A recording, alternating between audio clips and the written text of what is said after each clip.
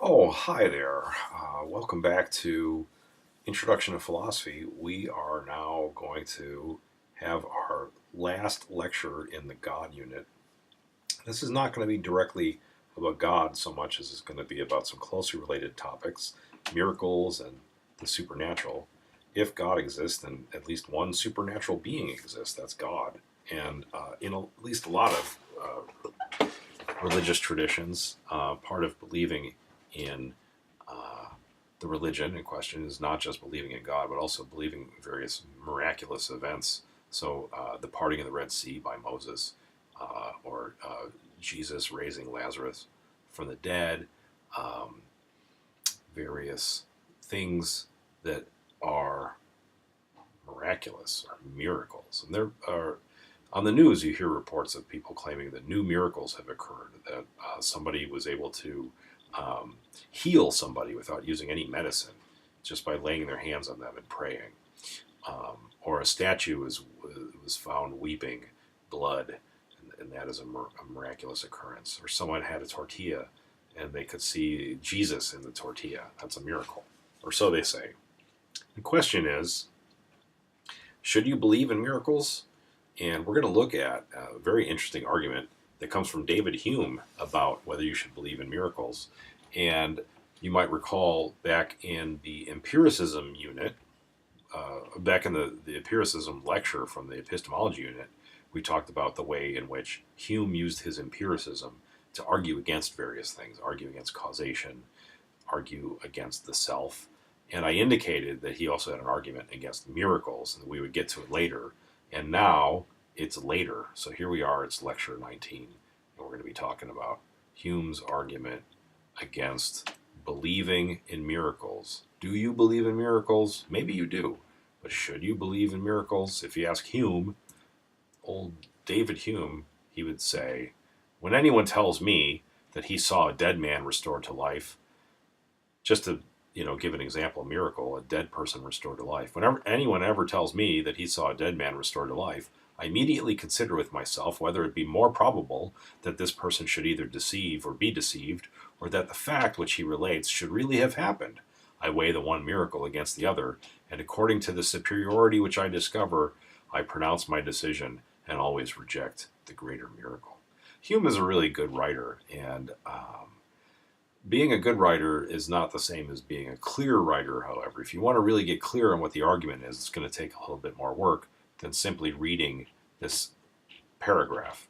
What is the argument that Hume is giving? There is an argument, and we could build up to it slowly.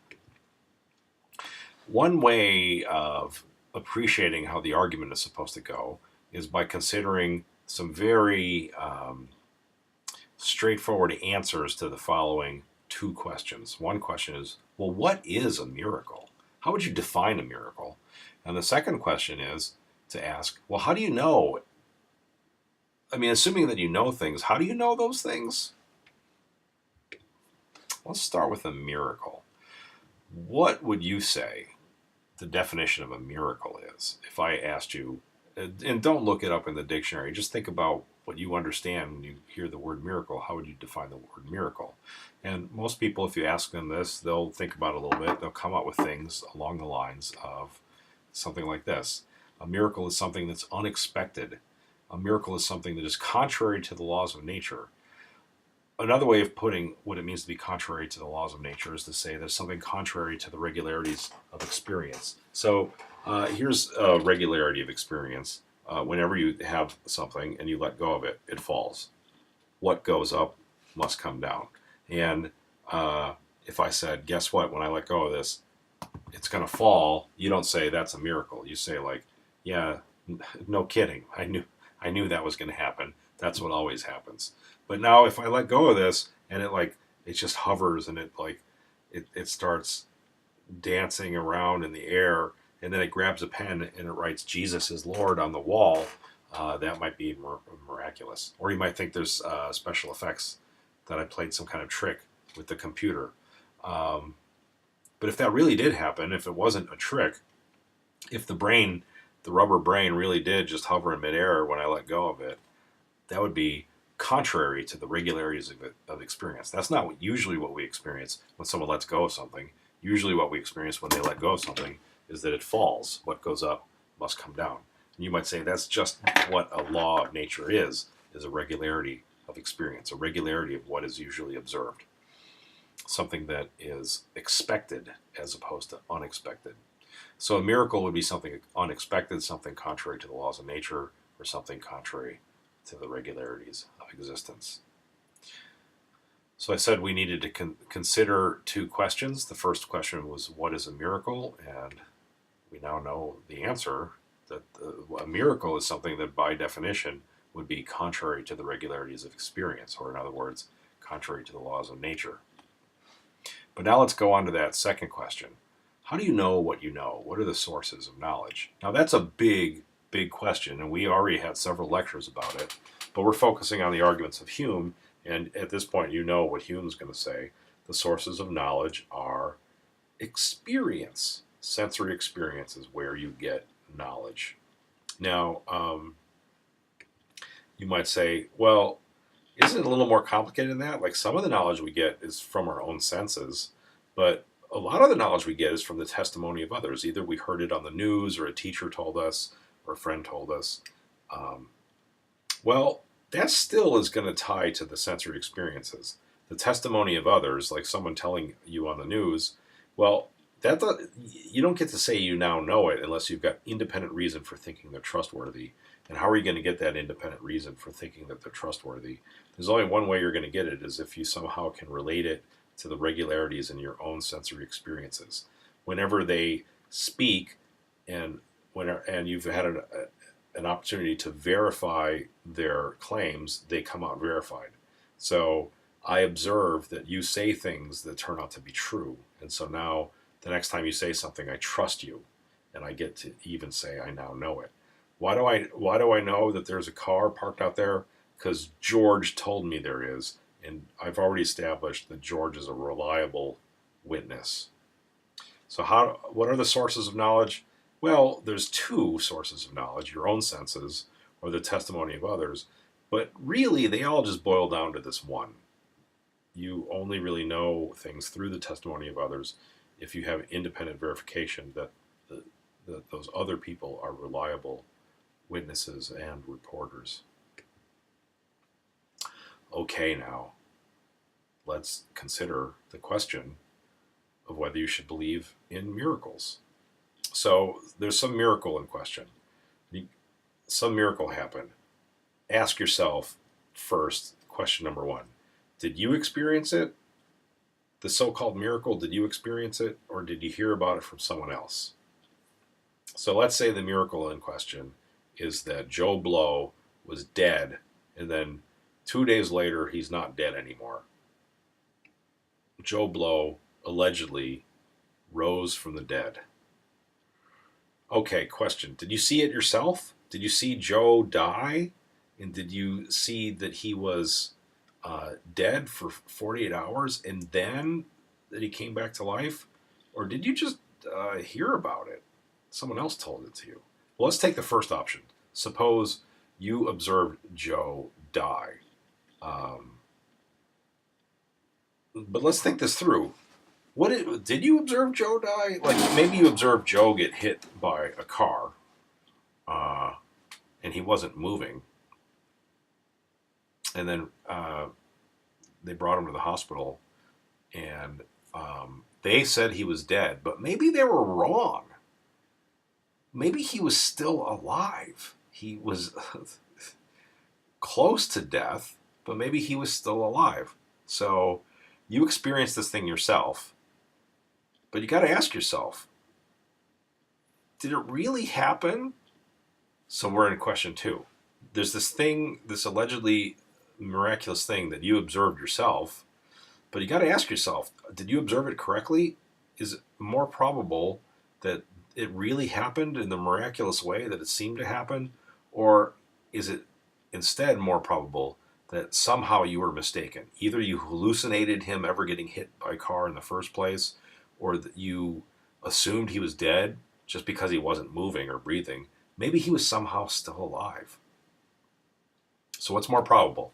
that you observed a thing that would be completely in contradiction to the laws of nature, or that somehow you were mistaken in what you observed? What's more probable? And isn't it obvious that what's more probable is that you are the one that made a mistake?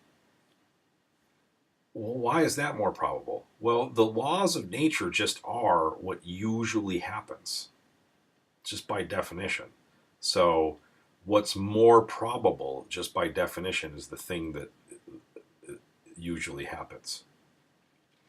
Suppose I have, um, suppose I have a vase that has 10 black marbles in it and one white marble. What's more probable, that you're going to pull out a black marble or a white marble? That you're going to pull out a black marble.